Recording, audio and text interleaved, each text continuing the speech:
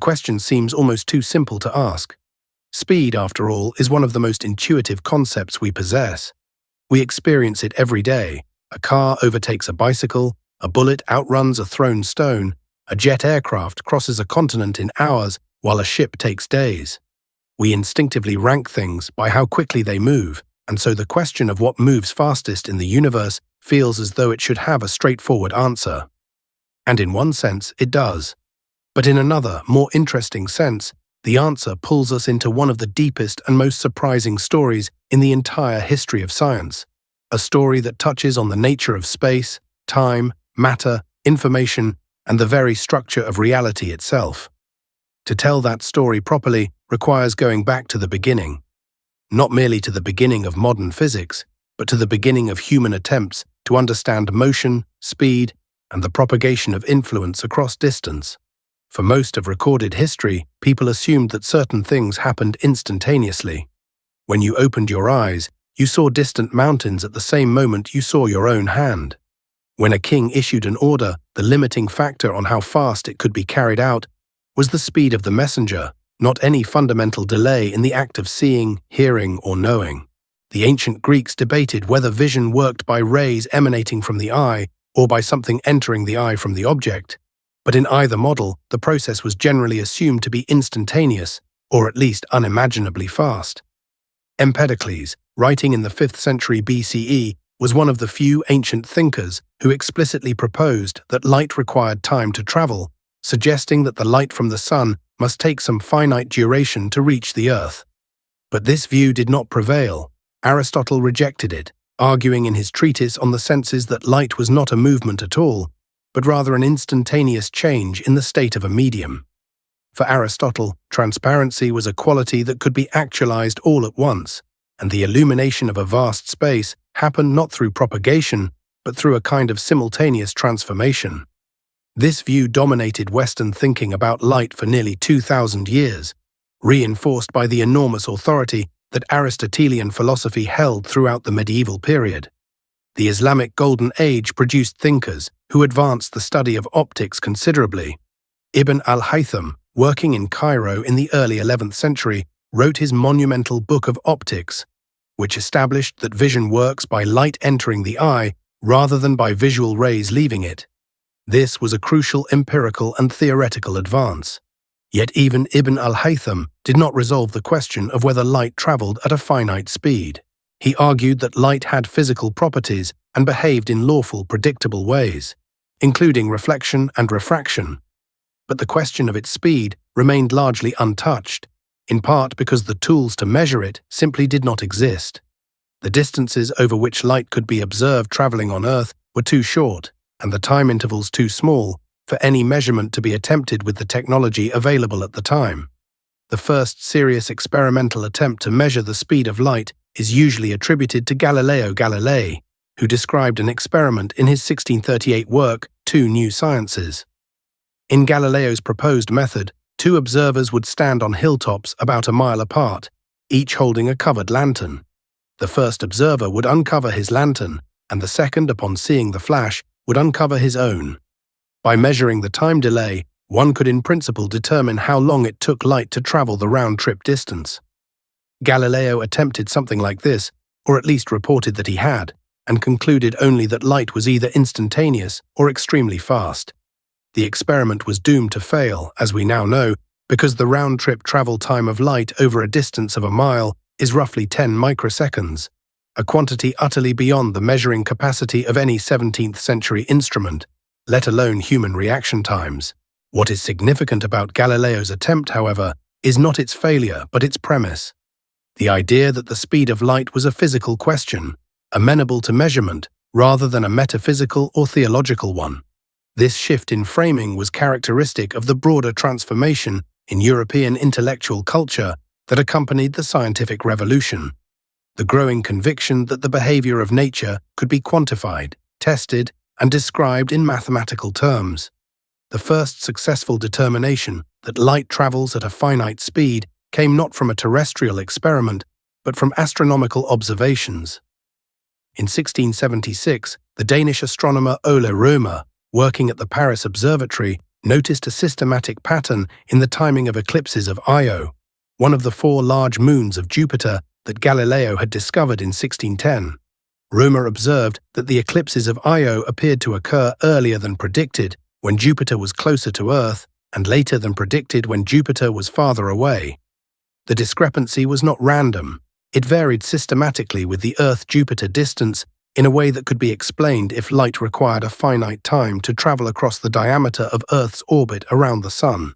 Römer calculated that light took approximately 22 minutes to cross the full diameter of Earth's orbit, a figure that, given the imprecise knowledge of orbital dimensions at the time, corresponded to a speed of roughly 200,000 kilometers per second.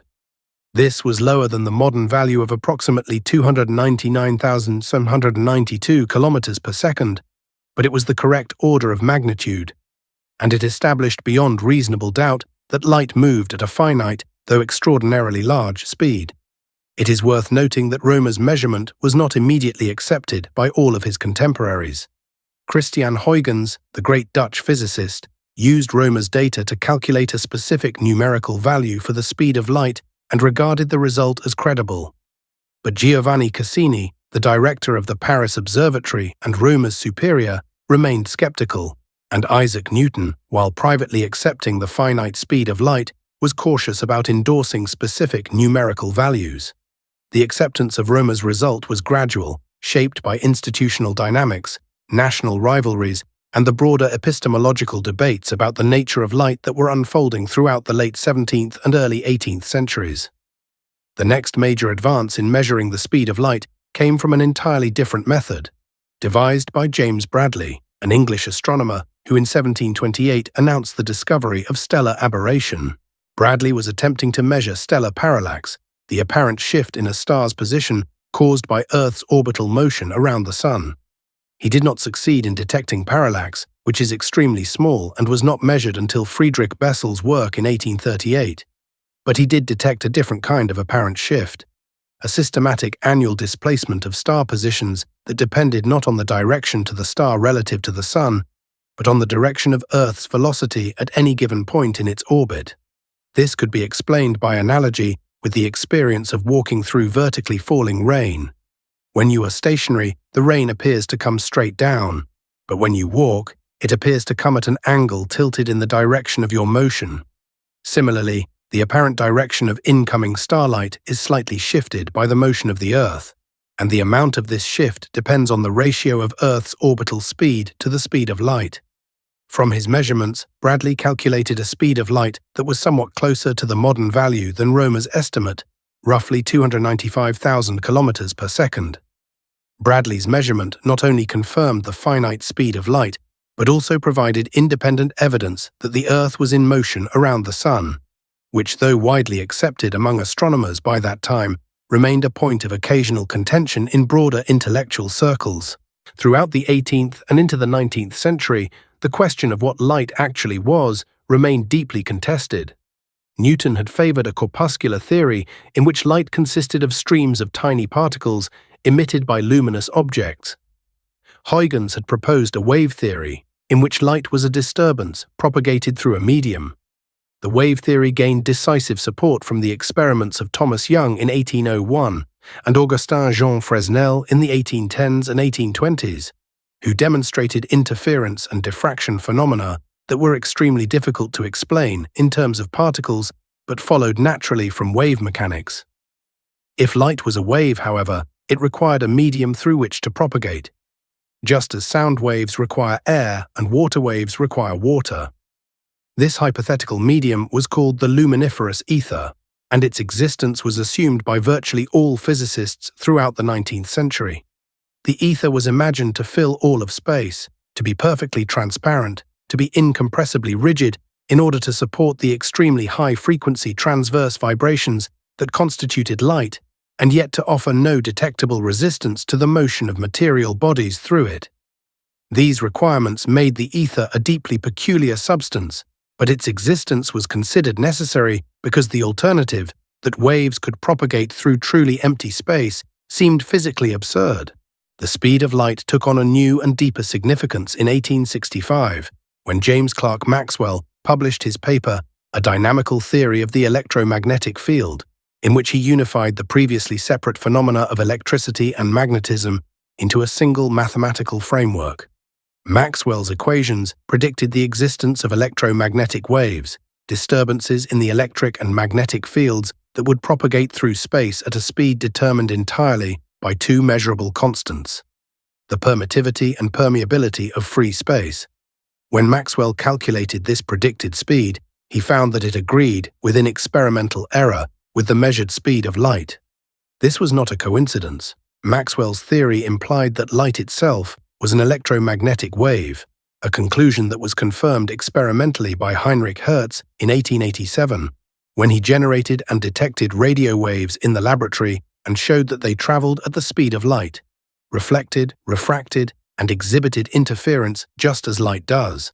Maxwell's work established a specific numerical value for the speed of electromagnetic waves in a vacuum, but it raised a troubling question that would prove to be one of the most productive puzzles in the history of physics.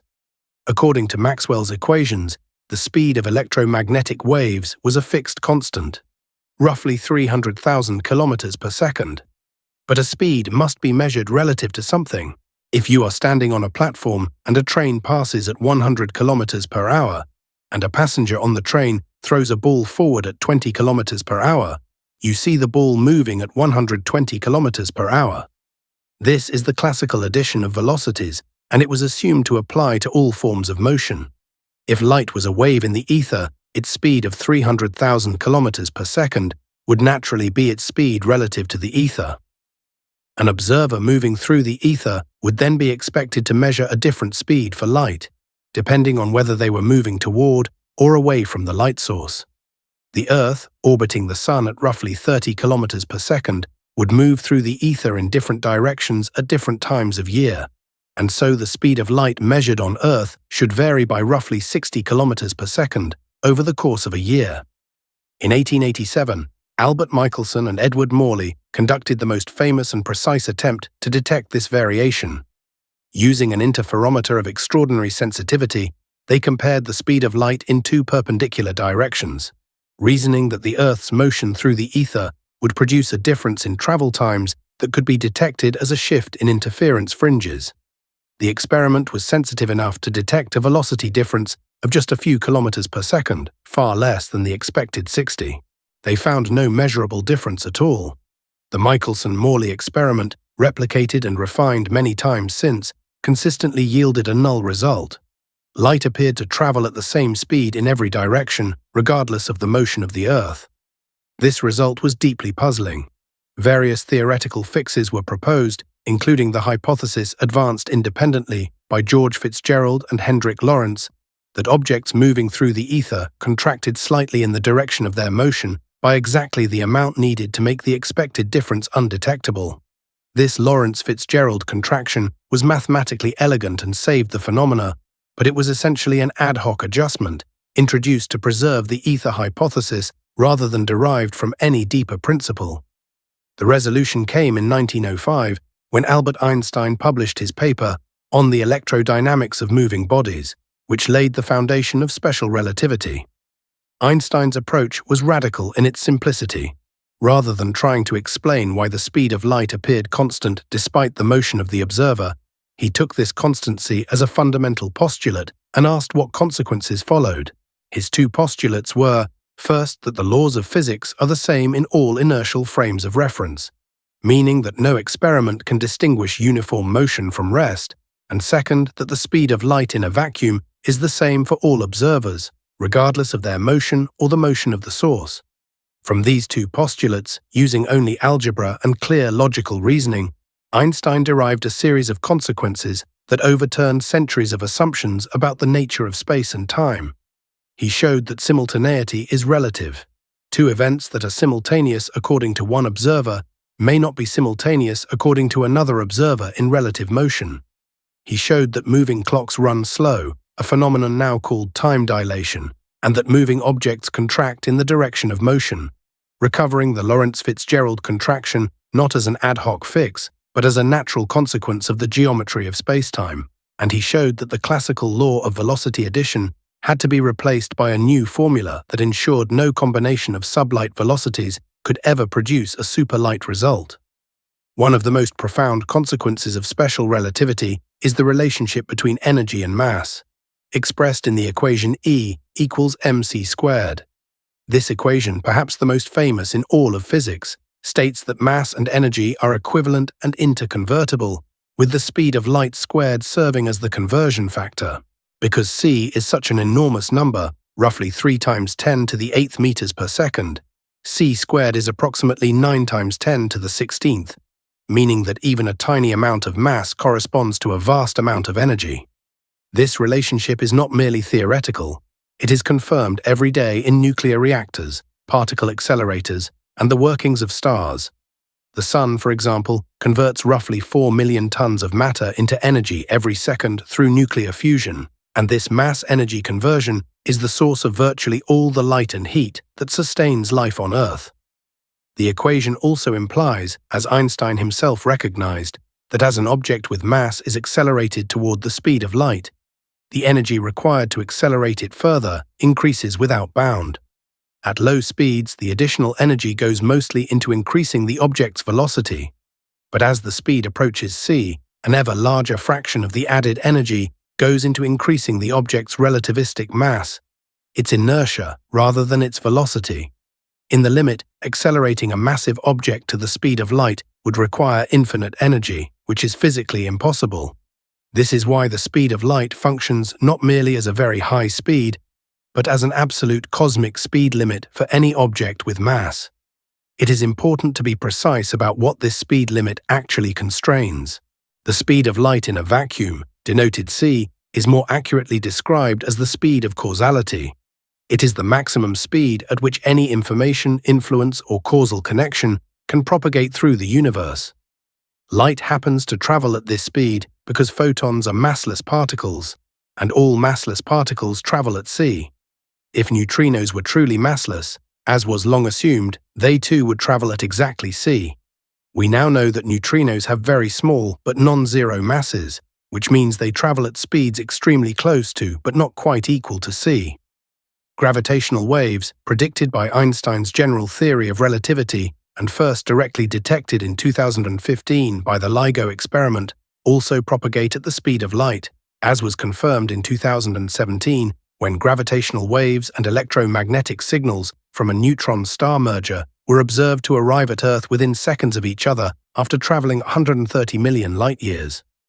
The universality of c as a speed limit has been tested experimentally to extraordinary precision.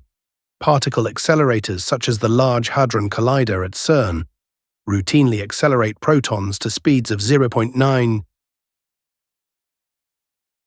e1 times the speed of light, and the behavior of these protons matches the predictions of special relativity with exquisite accuracy. Their observed momenta, lifetimes, and collision products all conform to the relativistic equations, including the increasing difficulty of acceleration as CE is approached. In 2011, the OPERA experiment at the Gran Sasso Laboratory in Italy reported measuring neutrinos traveling slightly faster than the speed of light, a claim that generated enormous excitement and widespread skepticism. Subsequent investigation revealed that the anomalous result was caused by a faulty fiber optic cable connection and a clock oscillator ticking slightly too fast. Systematic errors that, once corrected, brought the neutrino speeds into agreement with the speed of light to within the experimental uncertainty.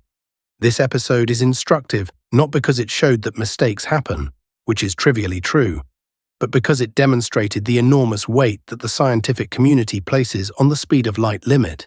The default assumption, justified by over a century of theoretical consistency and experimental confirmation, is that c cannot be exceeded, and any claim to the contrary requires overwhelming and independently verified evidence.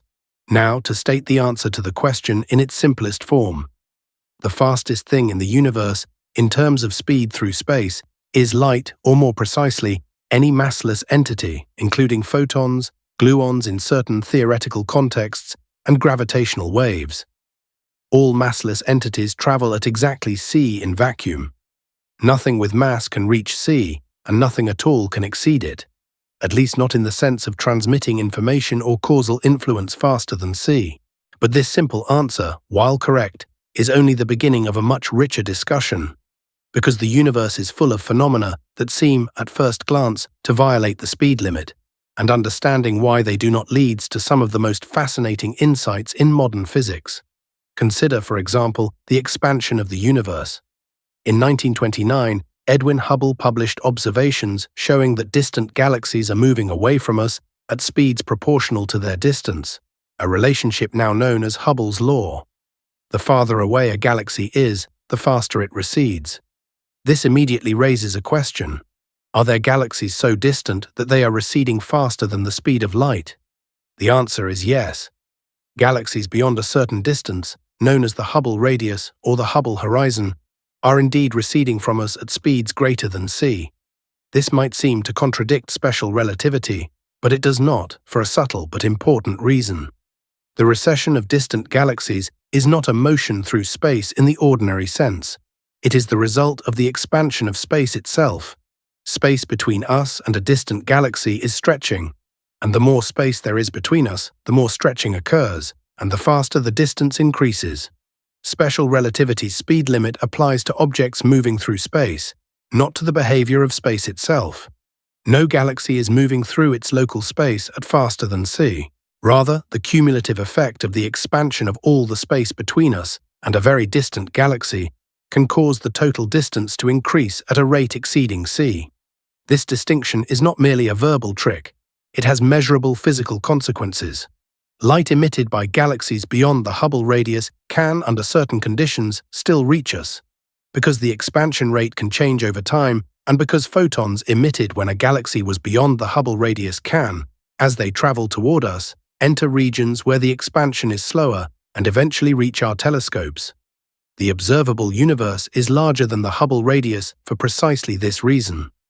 The expansion of the universe introduces another important concept: the cosmic event horizon. Because the expansion of the universe is accelerating, driven by what cosmologists call dark energy, there is a boundary beyond which light emitted today will never reach us, no matter how long we wait. Galaxies currently beyond this event horizon are effectively disconnected from us causally. Nothing they do from this point on can ever influence us, and nothing we do can ever influence them. The event horizon of the observable universe is currently estimated to lie at a comoving distance of roughly 16 billion light-years, though the exact value depends on the cosmological parameters used. This means that the fastest thing in the universe, light, is nonetheless outrun by the expansion of space over sufficiently large distances. The universe is growing faster than light can traverse it, a fact that has profound implications for the long-term fate of the cosmos. In the far future, if dark energy continues to drive accelerating expansion, the observable universe will become increasingly isolated, with distant galaxies fading from view as they cross the event horizon, and their light is stretched to infinite wavelengths by the expansion. Another phenomenon that appears to violate the speed limit is quantum entanglement. When two particles are entangled, a measurement on one particle instantaneously determines the state of the other, regardless of the distance between them. Einstein famously referred to this as spooky action at a distance, and regarded it as evidence that quantum mechanics was incomplete. The EPR paradox, named after Einstein, Podolsky, and Rosen, who formulated it in 1935, argued that either quantum mechanics was missing some hidden variables that predetermined the measurement outcomes, or it required faster-than-light influences, both of which Einstein considered unacceptable. Decades of theoretical and experimental work, culminating in the Bell test experiments by Alain Aspect in 1982, and increasingly rigorous tests thereafter, have shown that entanglement is real, that hidden variable theories of the type Einstein envisioned are ruled out, and that the correlations between entangled particles cannot be explained by any local mechanism. However, and this is the crucial point, entanglement cannot be used to transmit information faster than light. The measurement outcomes on each side, considered individually, appear random. It is only when the results from both sides are compared, which requires a classical communication channel limited to the speed of light, that the correlations become apparent. This is sometimes called the no communication theorem. and it ensures that quantum entanglement, despite its non-local character, does not violate the causal structure imposed by special relativity. The exact interpretation of what is happening physically in entanglement remains a matter of active debate among physicists and philosophers, with the Copenhagen interpretation, many worlds interpretation, pilot wave theory, and various other frameworks offering different accounts, but all agree that no usable information travels faster than c.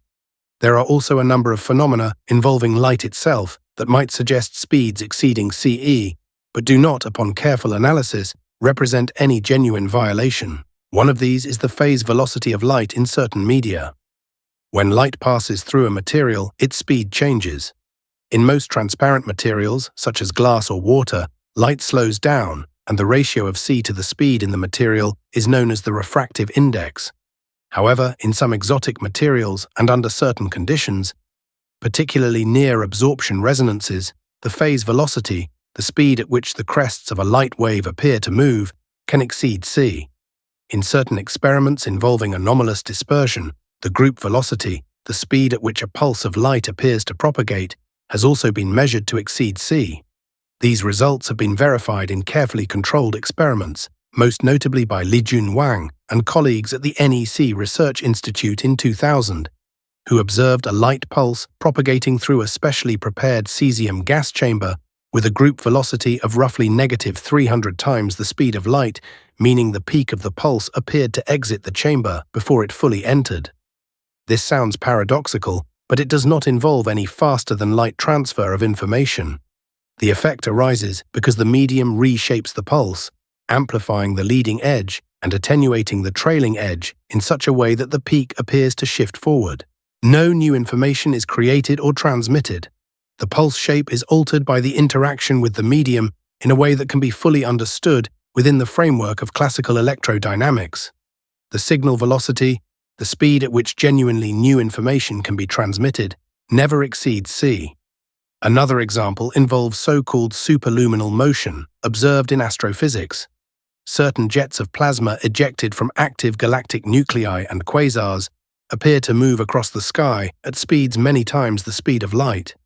These apparent speeds have been measured using very long baseline interferometry, and values of up to 50 times Ca have been reported. However, this is an illusion caused by projection effects. When a jet is moving close to the speed of light and is directed nearly toward the observer, the light emitted from successive positions along the jet has progressively less distance to travel to reach the observer, compressing the apparent time interval between observations and making the transverse motion appear much faster than it actually is. The actual speed of the jet material is always less than c, typically around 95 to 99% of c. The phenomenon was predicted theoretically by Martin Rees in 1966, before it was observationally confirmed, and it serves as a good example of how relativistic effects can produce counterintuitive appearances without any fundamental violation of physical law. A particularly interesting case involves Cherenkov radiation, the electromagnetic equivalent of a sonic boom. When a charged particle travels through a transparent medium at a speed exceeding the speed of light in that medium, it emits a cone of blue light known as Cherenkov radiation. This is not a violation of the cosmic speed limit because the relevant comparison is not to c, but to the reduced speed of light in the medium. In water, for example, light travels at roughly 75% of c, and particles from radioactive decay or cosmic rays can easily exceed this speed while remaining well below c. Cherenkov radiation is the characteristic blue glow seen in the water surrounding nuclear reactor cores, and it is also exploited in particle physics detectors, such as the IceCube Neutrino Observatory at the South Pole, where it is used to detect high-energy neutrinos that interact with the Antarctic ice and produce charged particles emitting Cherenkov light. The phenomenon is well understood and entirely consistent with special relativity. It simply reflects the fact that the speed of light in a medium is not the fundamental speed limit. Only the speed of light in a vacuum is. Moving beyond these apparent violations, there is a class of genuinely open questions about the speed of light and its fundamental status. One of the most interesting is whether the speed of light has always been the same. In the framework of standard physics, c is a fundamental constant that does not change over time or space. But some theoretical proposals have explored the possibility that Ca might have been different in the very early universe. The variable speed of light hypothesis, explored by João Magalhães, Andreas Albrecht, and others in the late 1990s and early 2000s, proposed that a higher speed of light in the earliest moments after the Big Bang could solve certain cosmological puzzles, such as the horizon problem, which asks why the cosmic microwave background radiation is so remarkably uniform across regions of the sky that, under the standard model, could never have been in causal contact with each other. The standard solution to the horizon problem is cosmic inflation, a period of exponentially rapid expansion in the first tiny fraction of a second after the Big Bang, proposed by Alan Guth in 1981. Variable speed of light theories offered an alternative solution, but they have not gained wide acceptance, in part because it is difficult to formulate them in a way that is mathematically consistent, and in part because inflation, despite its own unresolved issues, has been highly successful in explaining a wide range of cosmological observations. The question of whether fundamental constants vary over cosmological time is not limited to the speed of light. Observations of quasar absorption spectra by John Webb and collaborators in the early 2000s suggested possible variations in the fine structure constant, alpha, which is a dimensionless combination involving c, the electron charge, and Planck's constant. If alpha varied, it could in principle be due to a variation in any of its component constants, including c. However, subsequent measurements have not consistently confirmed the initial claims of variation, and the consensus remains that there is no convincing evidence for a change in fundamental constants over cosmic time, though the question remains open and continues to motivate increasingly precise measurements. Having established that the speed of light is the cosmic speed limit and explored the various phenomena that appear to challenge it, it is worth considering what this speed limit means in practical terms for our understanding of the universe. One of the most immediate consequences is the concept of the light year, the distance light travels in 1 year, approximately 9.46 trillion kilometers. This is not merely a convenient unit of measurement, it reflects a deep physical reality. When we observe a galaxy that is 1 billion light-years away, we are seeing it as it existed 1 billion years ago, because the light reaching our telescopes today left that galaxy a billion years in the past. The finite speed of light turns the universe into a kind of time machine. The farther out we look, the farther back in time we see. The cosmic microwave background, the oldest light in the universe, was emitted approximately 380,000 years after the Big Bang, when the universe cooled enough for hydrogen atoms to form and for photons to travel freely without being constantly scattered by free electrons. That light has been traveling for 13.8 billion years and now fills the entire sky as a faint microwave glow with a temperature of about 2.7 kelvins. When we observe the cosmic microwave background, we are looking at the universe as it was 13.8 billion years ago, seeing the surface of last scattering, the moment when the universe became transparent to light. Nothing from earlier times can be observed electromagnetically because the universe before that epoch was opaque. To probe earlier periods requires gravitational waves or neutrinos, both of which interact with matter far more weakly than photons, and thus could propagate even through the dense, hot plasma of the early universe. The detection of a primordial gravitational wave background, if it is ever achieved, would open a window onto the first fraction of a second after the Big Bang, a period currently accessible only through theoretical inference. The finite speed of light also imposes fundamental constraints on communication and exploration. The nearest star system to our own, Alpha Centauri, is approximately 4.37 light-years away.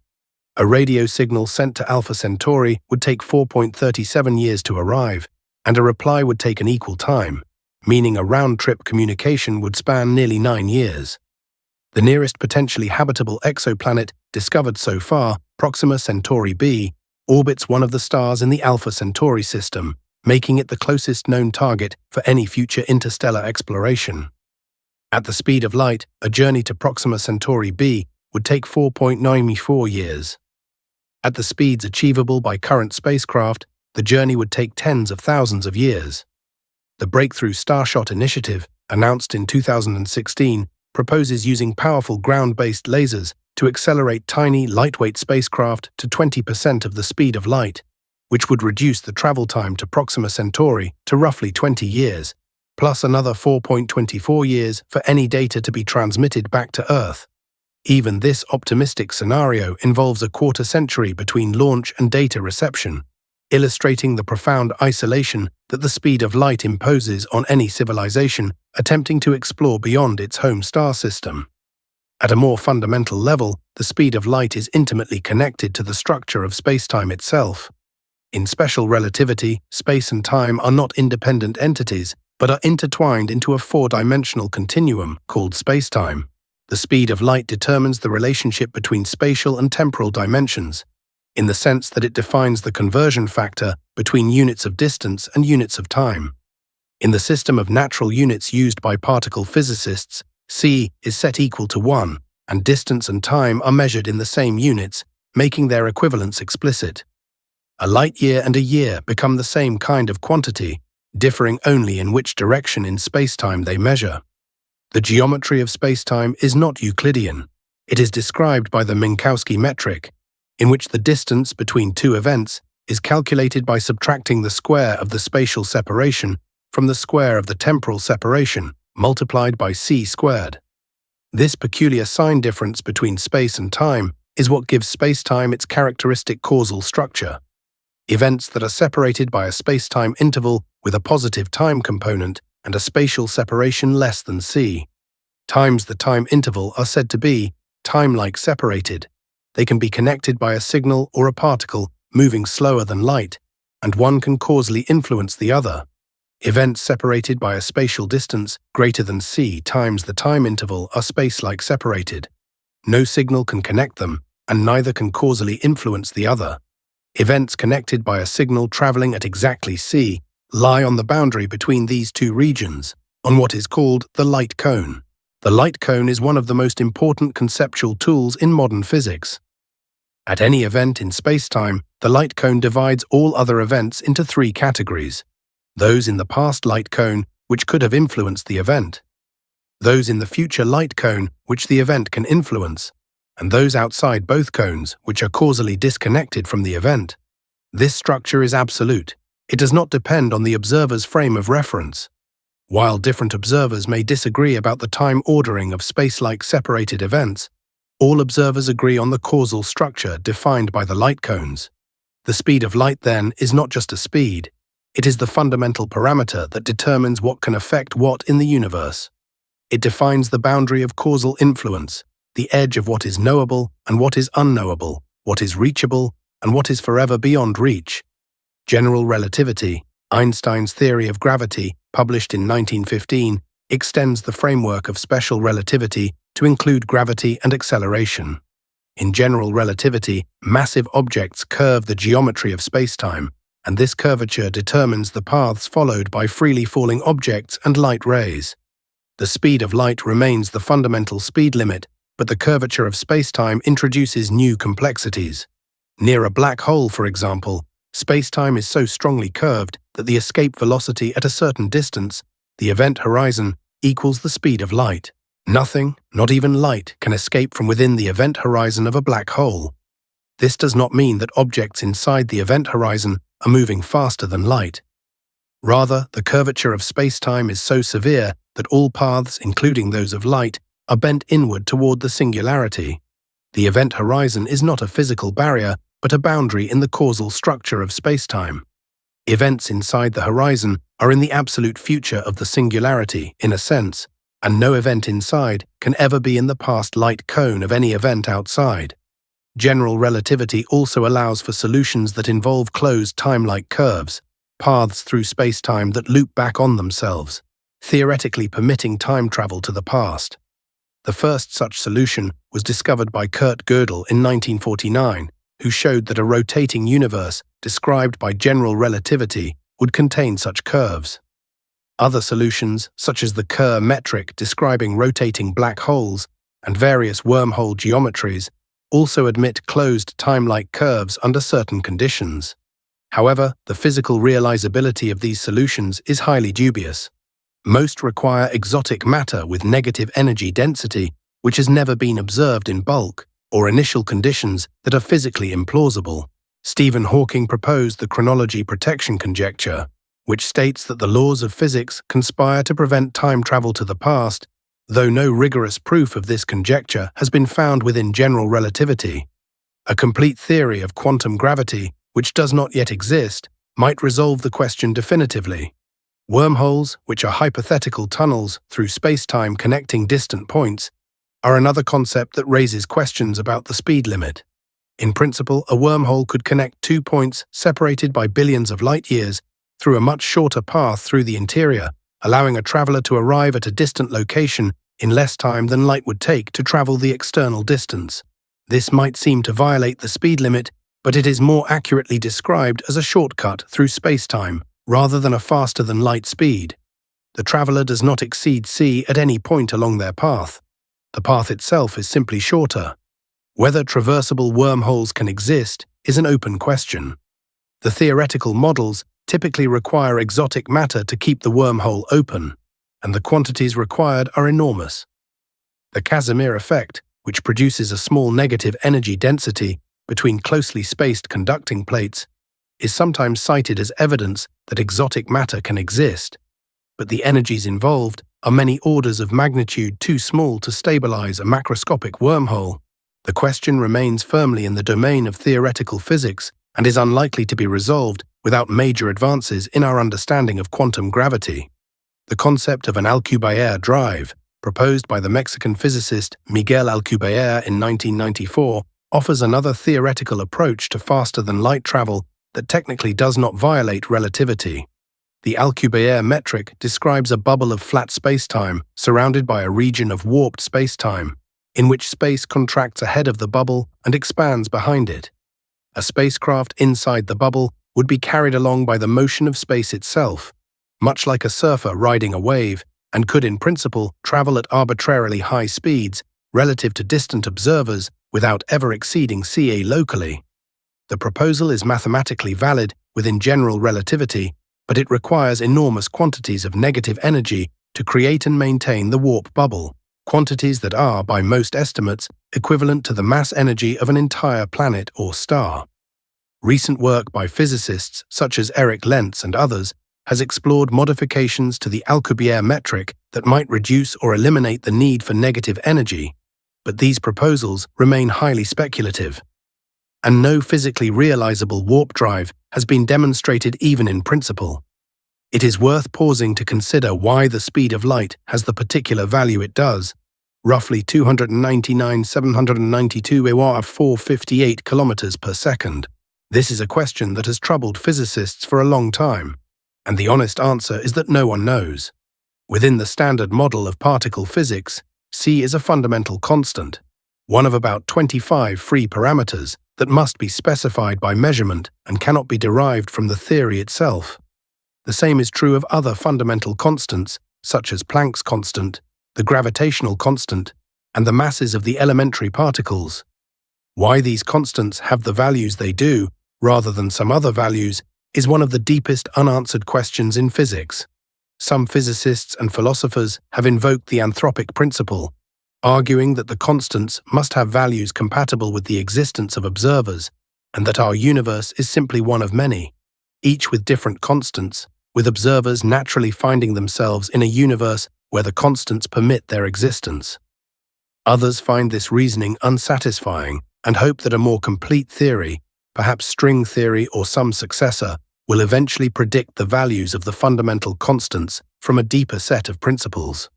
As of the current state of knowledge, the speed of light is simply a brute fact about our universe, a given that shapes the structure of space-time, the behavior of matter and energy, and the limits of what is physically possible. The measurement of the speed of light has become extraordinarily precise over the centuries. After Romer's initial estimate, a succession of increasingly accurate measurements narrowed in on the modern value. Armand Fizeau, in 1849, conducted the first successful terrestrial measurement using a rapidly rotating toothed wheel and a mirror placed several kilometers away, obtaining a value of roughly 313,000 kilometers per second. Léon Foucault, in 1862, improved on this method using a rotating mirror and obtained a value closer to 298,000 kilometers per second. Albert Michelson, beginning in the 1870s and continuing over several decades, made a series of measurements using rotating mirrors and increasingly long baselines, eventually obtaining values very close to the currently accepted figure. In the 20th century, the development of microwave resonators, laser interferometry, and other precision techniques continued to refine the measurement. By 1972, the speed of light had been measured to an accuracy of better than 1 meter per second, at which point the uncertainty was dominated by the imprecision in the definition of the meter itself, which was then defined in terms of the wavelength of a specific spectral line of krypton 86. In 1983, the General Conference on Weights and Measures resolved this problem by redefining the meter in terms of the speed of light. 1 meter is now defined as the distance light travels in a vacuum in exactly 1,299,792,458 of a second. This means that the speed of light is, by definition, exactly 299,792,458 meters per second, and the meter is a derived quantity.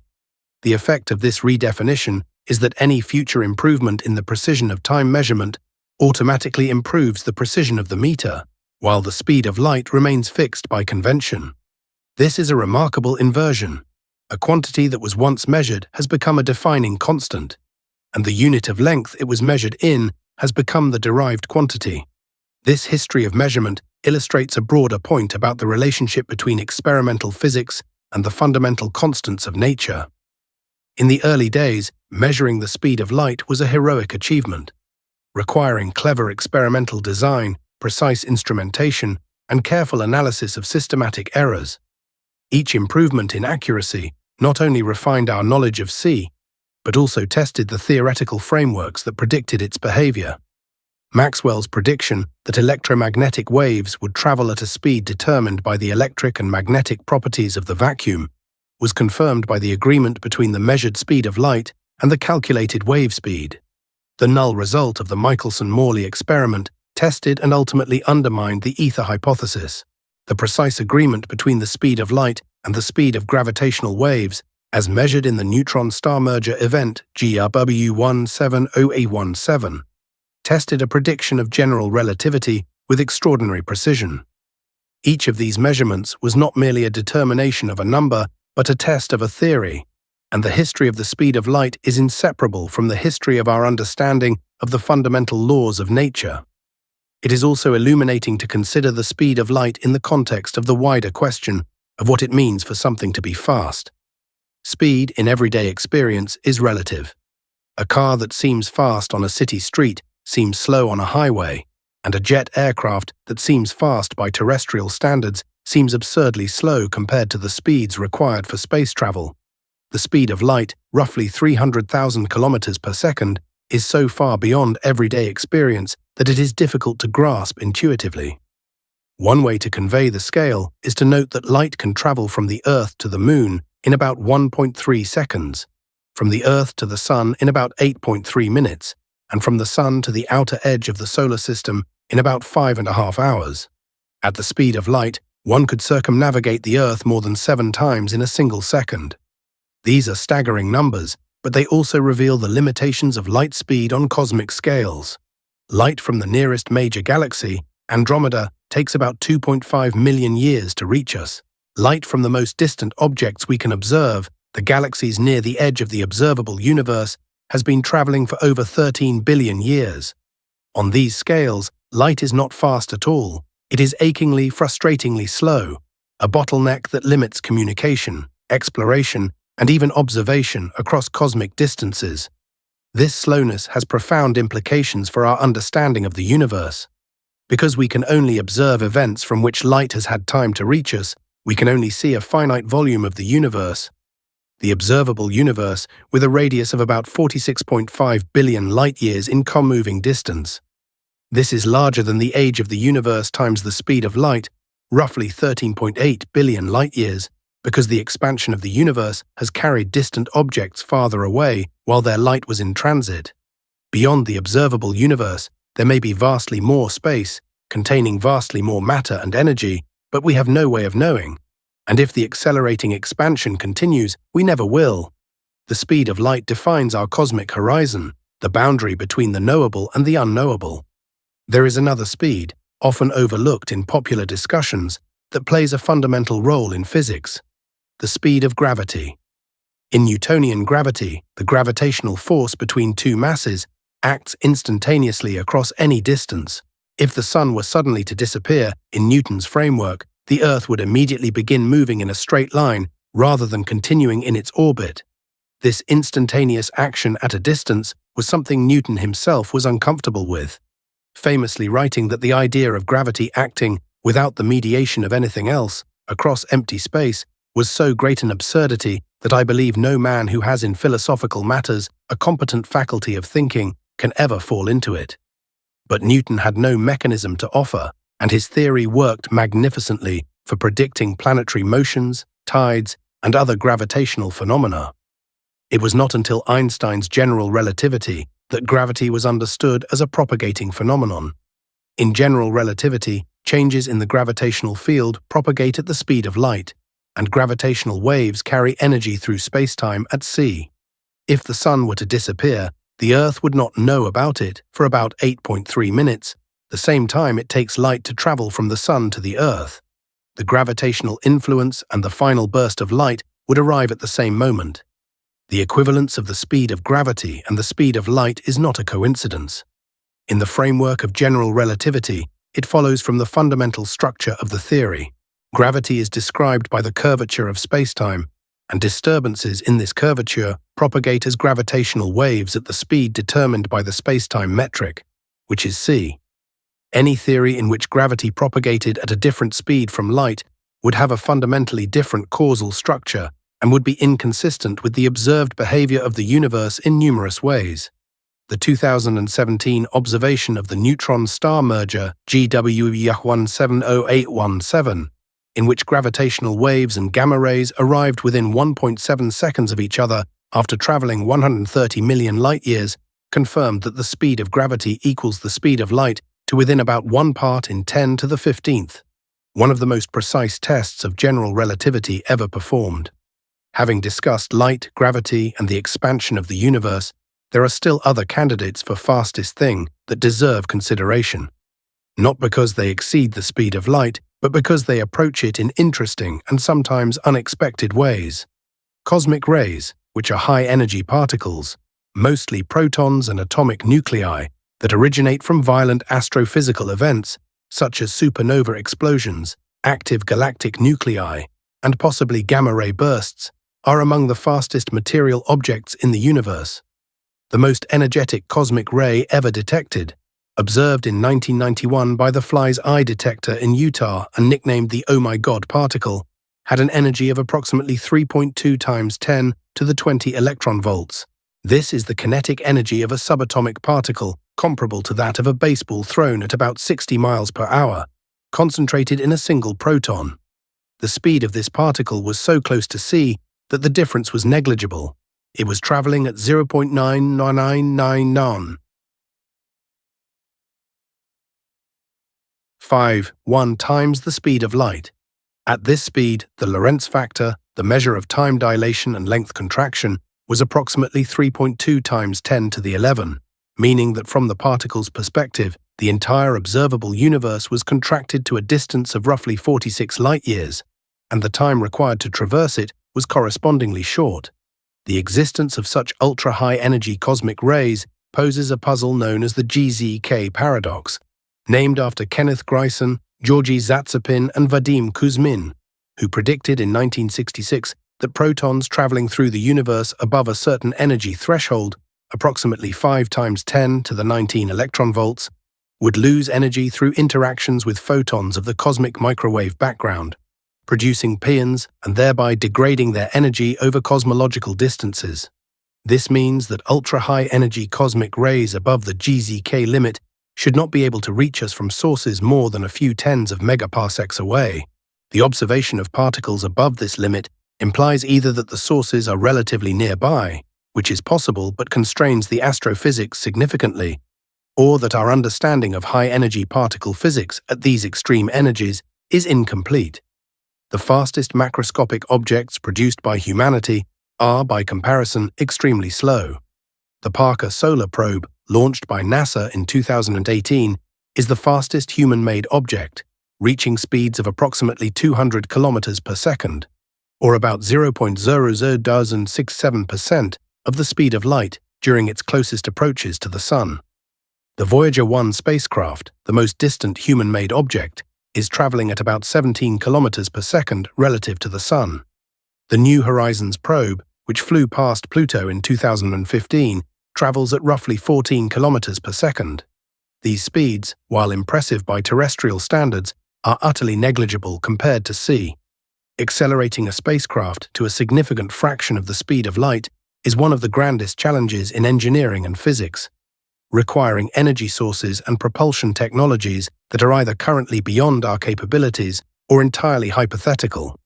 The limitations imposed by the speed of light have implications not only for physics and engineering, but also for philosophy, epistemology, and even the social sciences broadly construed. The speed of light determines the structure of causality in the universe, and the structure of causality determines what can be known, what can be influenced, and what is fundamentally beyond reach. In the history of communication technology on Earth, the speed at which information could be transmitted was for millennia limited by the speed of human travel. A message could move no faster than a rider on horseback, a ship under sail, or a runner on foot. The development of the electric telegraph in the 1830s and 1840s was a revolutionary break, allowing information to travel at speeds close to the speed of light through wires. For the first time in human history, information could cross continents in minutes rather than weeks. This transformation had profound effects on commerce, warfare, diplomacy, journalism, and finance.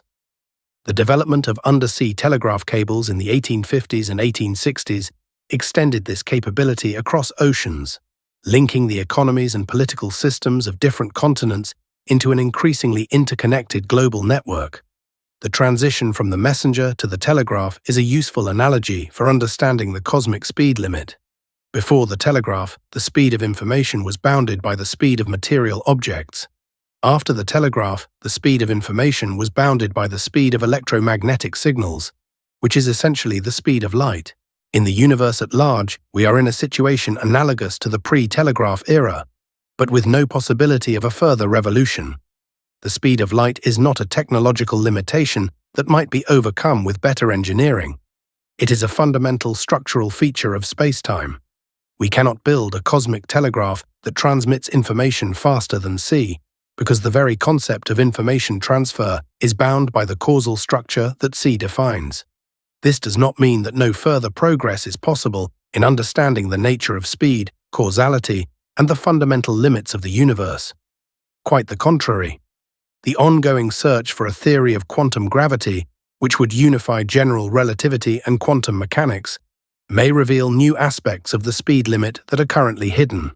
In some approaches to quantum gravity, such as loop quantum gravity, space-time itself is quantized at the Planck scale, roughly 1.6 times 10 to the minus 35 meters, and the smooth continuum of general relativity is replaced by a discrete structure at the smallest scales.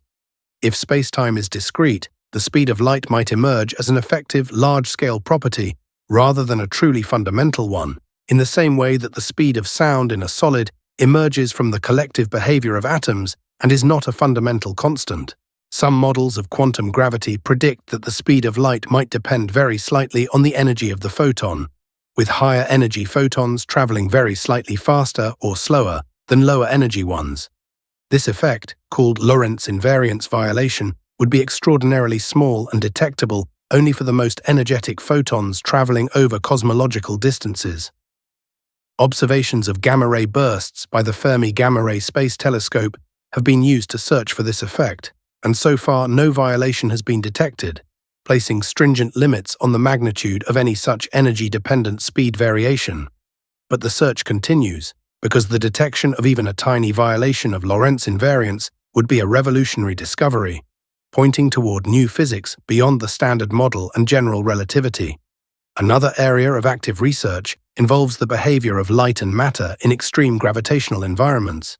Near the event horizons of black holes, the interplay between gravity and the speed of light produces phenomena that are not only theoretically fascinating, but observationally accessible. The Event Horizon Telescope, a global network of radio telescopes, produced the first image of a black hole's shadow in 2019, showing the silhouette of the supermassive black hole at the center of the galaxy M87 against the bright ring of superheated matter swirling around it. The shape and size of the shadow are determined by the trajectories of photons near the event horizon, which are in turn determined by the curvature of spacetime and the speed of light. The agreement between the observed shadow and the predictions of general relativity is another confirmation of the role of CE as the fundamental speed governing the structure of spacetime. The speed of light also enters into the thermodynamics of black holes in a surprising and deep way. In 1974, Stephen Hawking showed that black holes are not entirely black. They emit thermal radiation, now called Hawking radiation, with a temperature inversely proportional to the black hole's mass. This result, which arises from the interplay between quantum mechanics and general relativity, implies that black holes slowly evaporate, losing mass over enormous timescales. For a black hole of stellar mass, the evaporation time is roughly 10 to the 67 years, unimaginably longer than the current age of the universe. But for very small black holes, the evaporation time is much shorter, and the final moments of a black hole's life would be marked by a burst of intense radiation. The temperature of Hawking radiation is proportional to the surface gravity of the black hole, which in turn depends on c, the gravitational constant, and Planck's constant. The speed of light thus enters not only into the kinematics and dynamics of black holes, but also into their thermodynamic properties, providing yet another illustration of its central role in the structure of physical law. The relationship between the speed of light and information theory is another rich area of connection. Claude Shannon's information theory, developed in the late 1940s, provides a mathematical framework for quantifying information and the capacity of communication channels. In relativistic physics, the speed of light determines the maximum rate at which information can be transmitted between 2 points in space. This imposes a fundamental constraint on the capacity of any communication channel, regardless of the technology used. The Bekenstein bound, proposed by Jacob Bekenstein in 1981, places an upper limit on the amount of information that can be contained in a finite region of space with a finite amount of energy, and this bound is expressed in terms of the energy, the radius of the region, and fundamental constants including c and Planck's constant.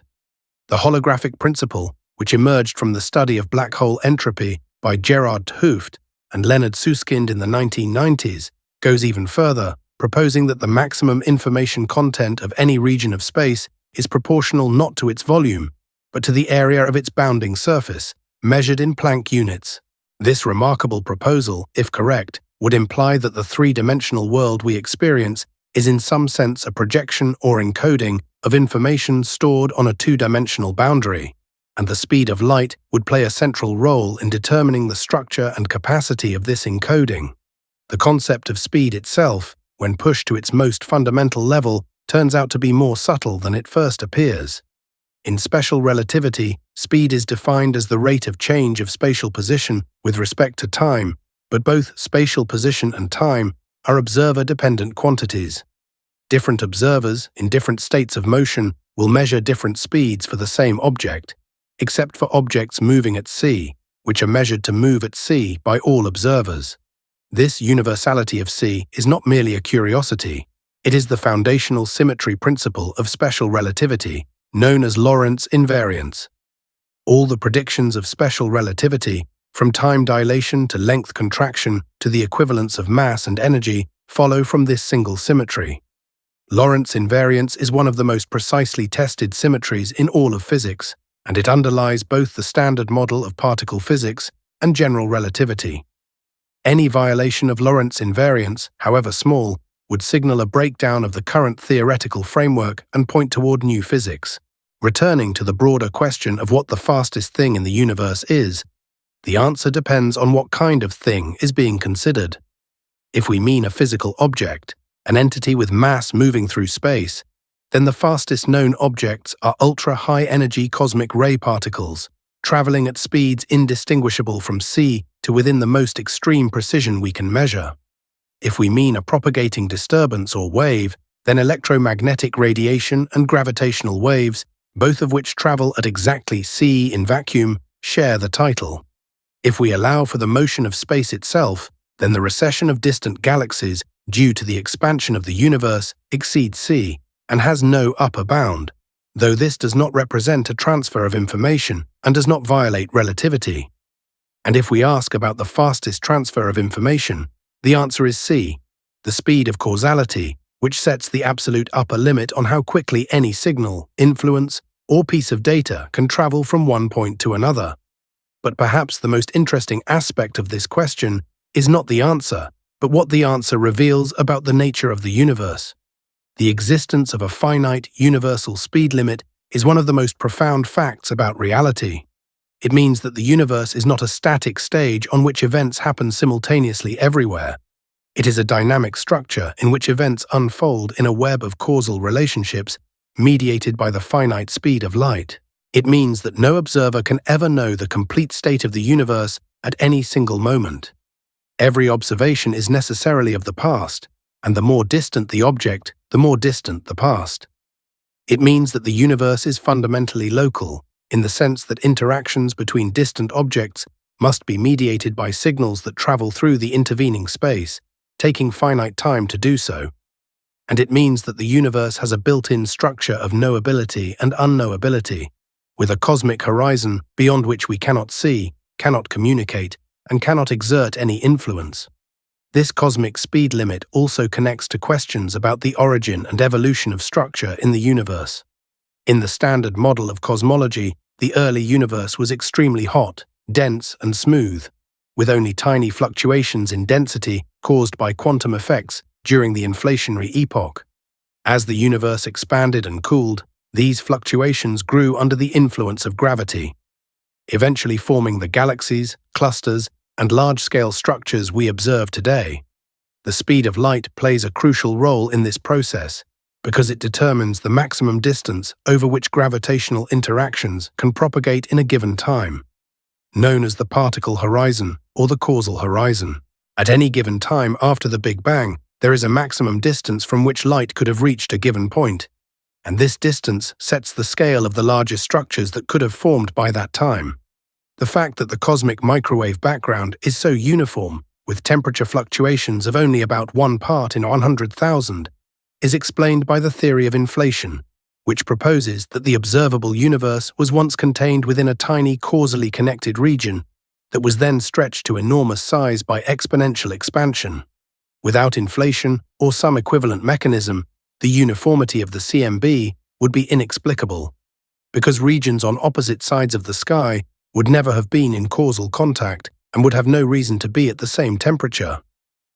The speed of light also enters into the study of gravitational lensing, the bending of light by the gravitational fields of massive objects. Predicted by general relativity and first observed during the solar eclipse of 1919 by Arthur Eddington's expedition, gravitational lensing has become one of the most powerful tools in modern astrophysics. By observing how the light from distant galaxies and quasars is distorted by the gravity of intervening matter, astronomers can map the distribution of mass in the universe, including dark matter, which does not emit or absorb light and is detectable only through its gravitational effects.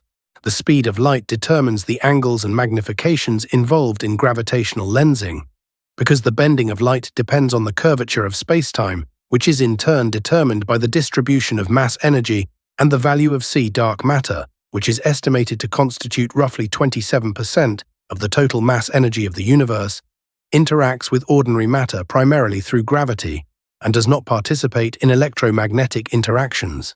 Because of this, dark matter particles, whatever they are, do not emit, absorb, or scatter light. Their speed is constrained by the same relativistic limits as everything else, but their invisibility to electromagnetic radiation makes them detectable only through gravitational effects, such as the rotation curves of galaxies, the dynamics of galaxy clusters, the cosmic microwave background, and gravitational lensing. The search for the identity of dark matter particles is one of the most active areas of research in particle physics and cosmology. Candidates include weakly interacting massive particles, known as WIMPs, axions, sterile neutrinos, and various other hypothetical particles. None of these have been directly detected as of the current state of knowledge, despite extensive experimental efforts. Dark energy, which constitutes roughly 68% of the total mass energy of the universe, is even more mysterious. It is the name given to whatever is driving the accelerating expansion of the universe.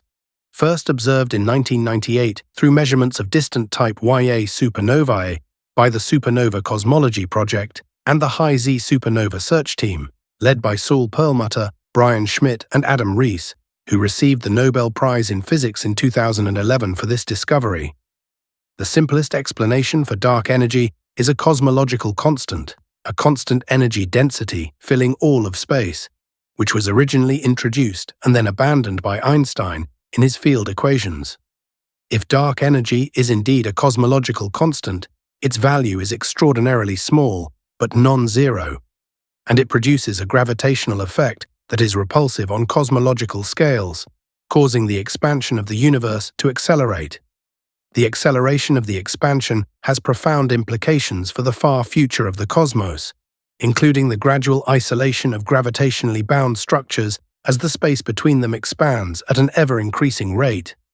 The interplay between dark energy, the expansion of the universe, and the speed of light determines the ultimate fate of the observable universe. If dark energy remains constant, the universe will continue to expand at an accelerating rate, and eventually all galaxies beyond the local group will cross the cosmic event horizon and disappear from view. The cosmic microwave background will be redshifted to undetectable wavelengths. The universe will become increasingly cold, empty, and dark, approaching a state sometimes called the heat death.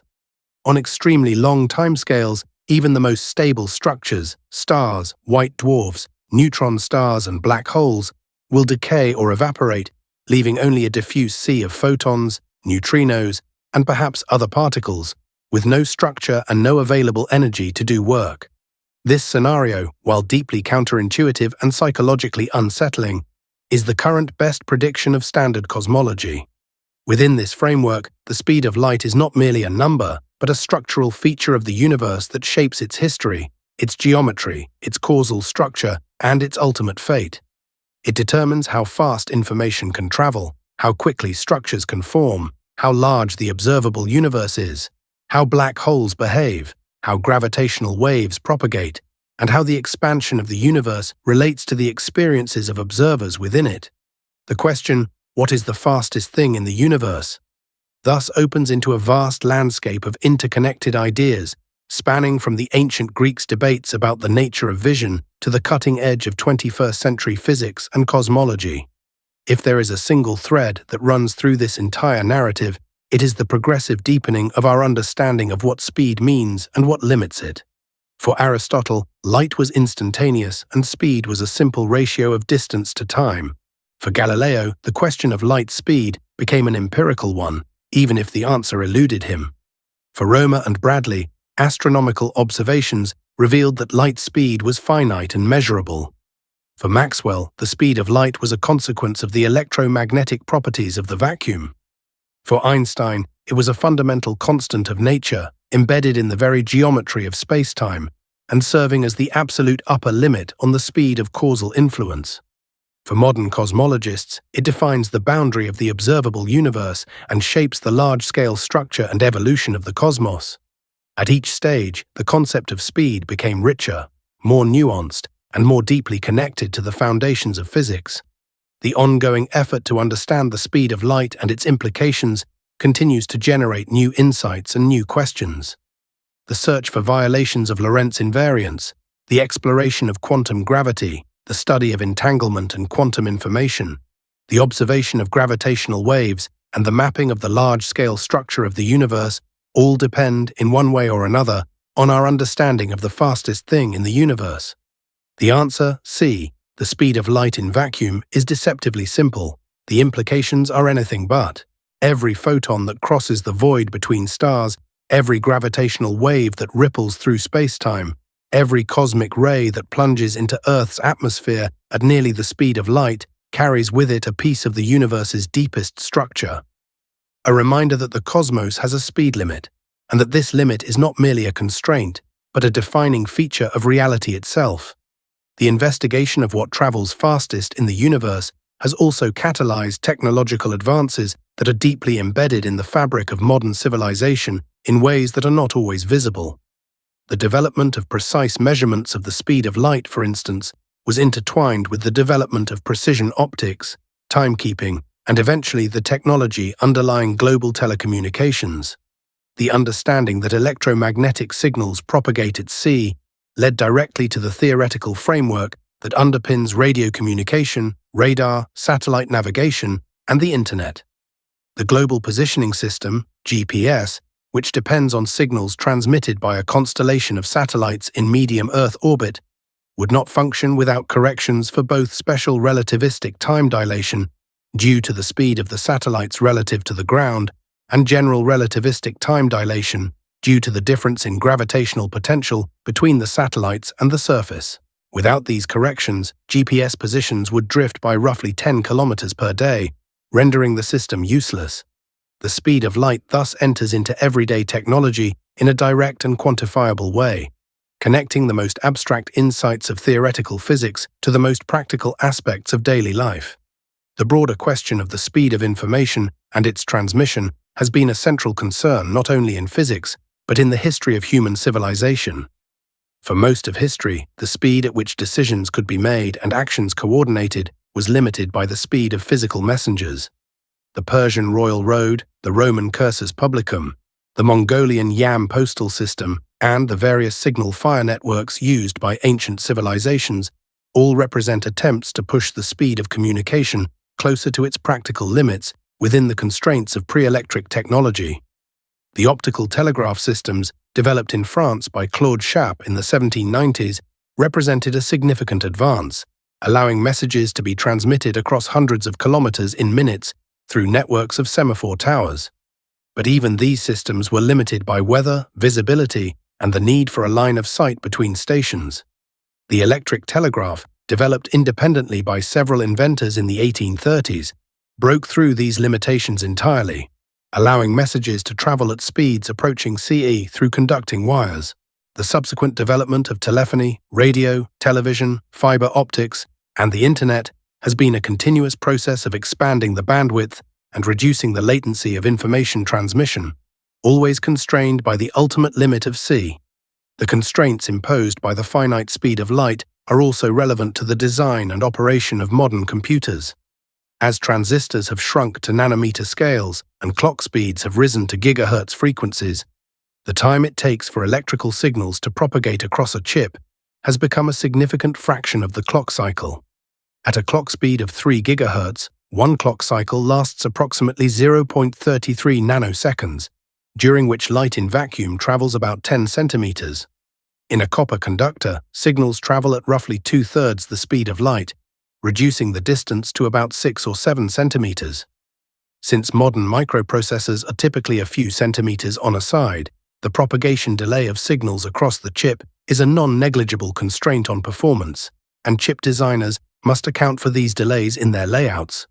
The speed of light thus sets a practical upper bound on the size and clock speed of individual processing units, and the trend toward multi-core processors and parallel computing is, in part, a response to this fundamental physical constraint.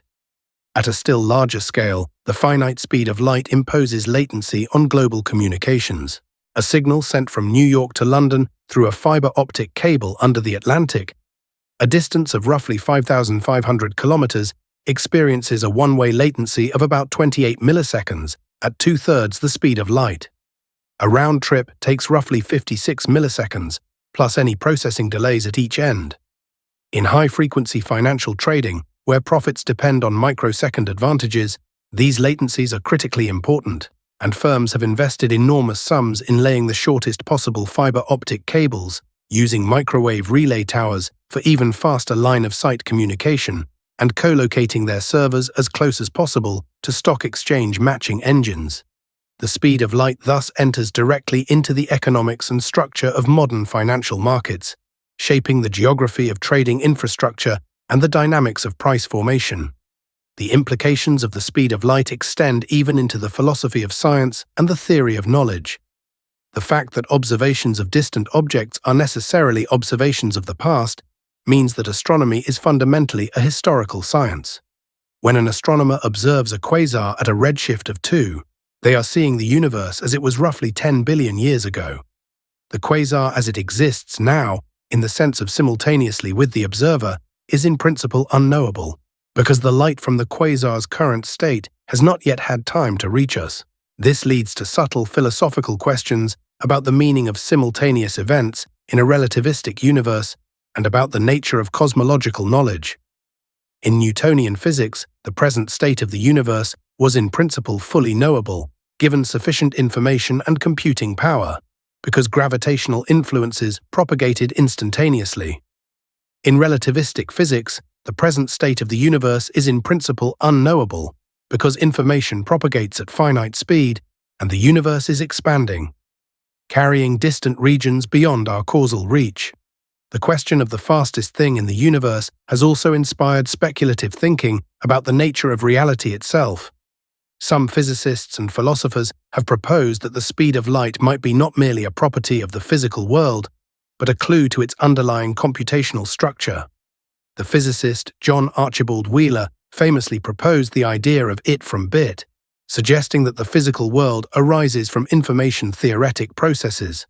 If the universe is in some sense a computational system, the speed of light might play the role of a maximum signal speed in the computation, analogous to the clock speed of a computer. This remains a highly speculative idea, and there is no consensus on whether it is a productive line of inquiry or a misleading metaphor. But it illustrates the way in which the speed of light, as the fundamental speed of the universe, connects to the deepest questions about the nature of existence. The development of our understanding of the speed of light and its significance has been, in a broader historical sense, part of the long process by which humanity has discovered its place in the universe. The ancient geocentric view, in which the Earth was the center of a small cosmos and the celestial bodies were embedded in crystalline spheres, required no concept of a speed of light because the cosmos was compact enough that any finite speed would suffice. The Copernican revolution, which placed the Sun at the center and made the Earth a planet, expanded the scale of the cosmos and made the question of light speed more pressing. The discovery of the true distances to the stars, beginning with Bessel's measurement of stellar parallax in 1838, revealed a universe vastly larger than anyone had imagined, in which light took years to travel from even the nearest stars. The discovery of external galaxies by Edwin Hubble in the 1920s expanded the scale again by factors of millions, and the discovery of the cosmic microwave background in 1965 by Arno Penzias and Robert Wilson revealed a universe 13.8 billion years old and billions of light-years in extent. At each stage, the speed of light served as the fundamental measuring rod, the yardstick against which the scale of the cosmos was determined, and at each stage, the realization that the universe was larger than previously thought carried with it the realization that the speed of light, while enormous by terrestrial standards, was modest, even inadequate, by cosmic ones. The story of the fastest thing in the universe is thus not merely a story about physics.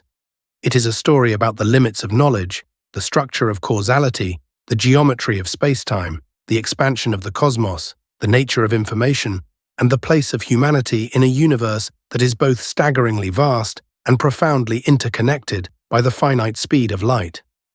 The speed of light shapes the universe we inhabit. It determines the size of atoms through the fine structure constant, the brightness of stars through nuclear reaction rates, the structure of space-time through Einstein's equations, the limits of communication through the laws of electrodynamics, and the boundary of the observable universe through cosmological expansion.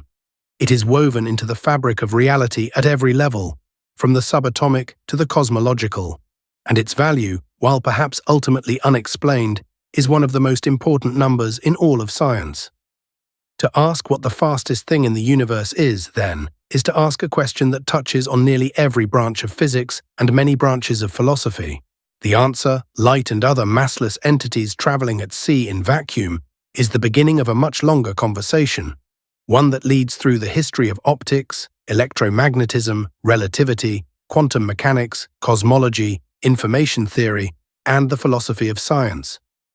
That conversation has been underway for centuries and shows no sign of ending. Each new observation, each new experiment, each new theoretical insight adds depth and nuance to our understanding of what it means for the universe to have a speed limit, and what that speed limit tells us about the nature of reality. The fastest thing in the universe is not just a fact to be stated. It is a window into the fundamental structure of the world, a thread that, when pulled, unravels into the full tapestry of modern physics.